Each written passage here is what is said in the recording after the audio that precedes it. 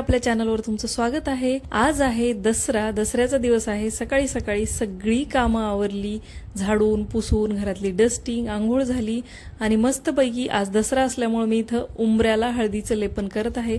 हळद, थोडंसं चंदन, गोमूत्र, गंगाजल हे सगळं घेऊन उंबऱ्याला लेपन केलं। छान अशी स्वस्तिक, देवीची पावलं आणि रांगोळी काढली आणि एवढं मस्त वाटत होतं। रोज काही मला हे करणं होत नाही, पण मी पौर्णिमा किंवा काही शुभ दिवस असेल, सणवार असेल तर त्या दिवशी आवर्जून हे हळदीचं लेपन करते। दारात छान रांगोळी काढली, फुलाची तोरणं लावली आणि सकाळी सकाळी मस्त असा दरवाजा दिसत होता। सणवाराच्या दिवशी अशा सगळ्या गोष्टी केल्या ना की घरात एवढ्या पॉझिटिव्ह वाइब्स येतात आणि छान सुद्धा वाटतं। हे सगळं झाल्यानंतर सुरुवातीला नाश्ता केला। मस्त नाश्त्याला आज कांदे पोहे बनवले होते, दोघांनी मिळून खाल्ले। मिस्टरांची सुद्धा आज सुट्टी होती। नाश्ता झाल्यानंतर देव उजळवायला घेतले। 8-10 दिवस देवपूजा नसल्यामुळे देव काळवंडले होते, त्यामुळे उजळवायला घेतले। मी इथं विमचं हे जे तांब्या पितळेचं लिक्विड येतं ते वापरत आहे। याने सुद्धा देव अगदी छान निघतात। पितांबरी एवढे चमकत नाहीत पण बऱ्यापैकी निघतात। पितांबरीने जे हाताचा आपल्या खराबा होतो किंवा हात काळवंडतात तसे यानं होत नाहीत, त्यामुळे अधूनमधून मी हे लिक्विड वापरते आणि अधूनमधून पितांबरी। देवपूजा झाल्यावर बघू शकता तुम्ही अगदी मस्त आणि प्रसन्न दिसत होते। सगळे देव उजळवल्यामुळे खूप छान दिसत होते। आज मंगल कलशावरचं नारळ सुद्धा मला बदलायचं होतं, ते सुद्धा बदललं। प्रसन्न मनाने देवपूजा केली आणि पुरणाच्या पोळीच्या स्वयंपाकाला लागले। पुरण देवपूजा करायच्या आधीच डाळ शिजायला घातली होती, ती शिजून तयार झाली। पहिल्यांदा पुरणाला तडका दिला। पुरणाला तडका दिल्यानंतर थोडंसं थंड झालं की मी पुरण यंत्रातून काढलं। त्यानंतर आमटीची सुद्धा फोडणी देऊन घेतली।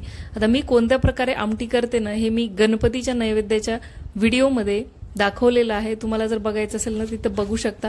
मस्त अशी कटाची आमटी तयार होती। त्यानंतर मी भज्याचं पीठ भिजवून ठेवलं, भात टाकला, पीठ मळून ठेवलं आणि कुरडई पापड तळायला घेतलं। पापड ना मी नेहमी या प्रकारे तळते, जो आपला मोठा पापड असतो त्या या प्रकारे फोल्ड करून घ्यायचा तुकड्यांमध्ये।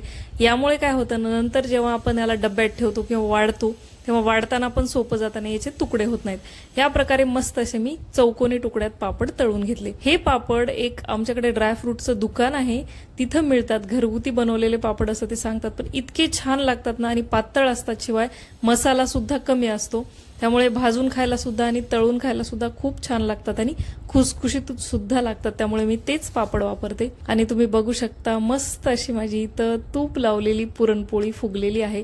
पुरणपोळी फुगल्यावर जे सुख येतं ना ते खरंच कशातच मिळत नाही।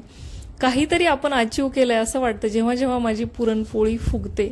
आणि पुरणपोळीच्या स्वयंपाकात पुरणपोळी फुगली की दिवसभराचा काही थकवा येत नाही एवढं केलेलं, कारण पुरणाची पोळी अगदी छान बनलेली असते। बरेच दिवस मी ट्राय करायचे, नेहमी माझ्या पुरणाच्या पोळ्या फुटायच्या। एक तर उंडा करताना चुकायचा किंवा पुरण पातळ व्हायचं, पीठ घट्ट व्हायचं, दोन्हीचं बरोबर कॉम्बिनेशन होत नव्हतं। आज मात्र अगदी सगळा परफेक्ट योग जमून आला होता आणि या प्रकारे प्रत्येक पुरणपोळी अशी मस्त फुगलेली होती।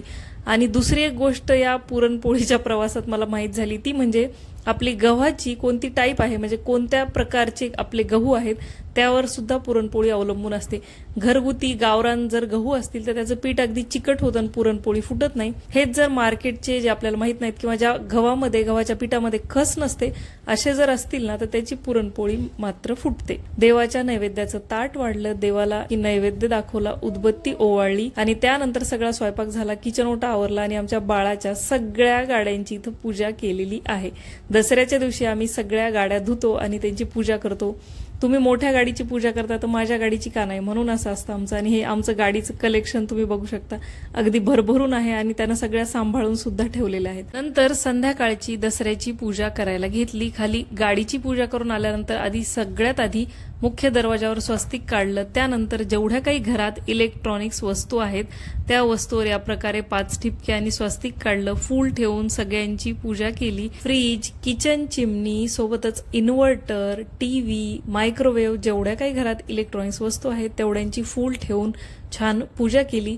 त्यानंतर दसऱ्याची पूजा करण्यासाठी आम्ही इथं दर्शीलच्या पाटीवर सरस्वती यंत्र काढायला घेत होतो। त्याला सुद्धा माझ्यासोबत काढायचं होतं, त्यामुळे आम्ही मायलेकर दोघं मिळून हे सरस्वती यंत्र काढत होतो। सरस्वती यंत्र काढून झालं त्याची छान पूजा केली. पूजेला लॅपटॉप, घरातल्या ज्या नवीन वह्या आहेत, सोबतच पेन, जे शस्त्रास्त्र आहेत त्या सगळ्यांची आमच्याकडे पूजा केली जाते. त्यामुळे मी हे सगळे ठेवले. ट्रायपॉड सुद्धा मी इथं माझा ठेवलेला आहे. छान अशी दसऱ्याची पूजा केली.